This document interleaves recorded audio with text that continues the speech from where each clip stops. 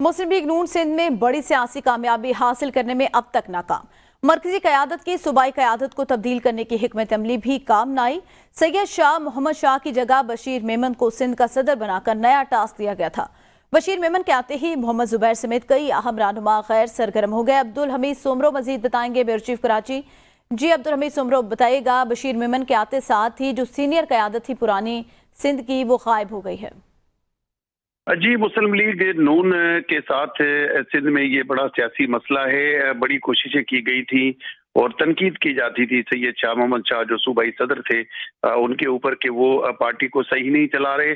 बशीर मेमन जो साबिक ब्यूरोक्रेट हैं उनको लाया गया, सूबाई सदर बनाया गया। ताहम अब तक होने वाले इंतखाबात के हवाले से जो उनको टास्क दिया गया था वो नामुकम्मल नजर आ रहा है और उनको कोई बड़ी कामयाबी इलेक्टेबल्स जो है वो नहीं मिल सके हैं सिंध में। और यही वजह है कि मियां नवाज शरीफ सिंध का जो दौरा उनका था वो अब तक नहीं हो सका है। ताहम अब जो है 28 जनवरी को मियां नवाज शरीफ जो है वो कराची पहुंचेंगे।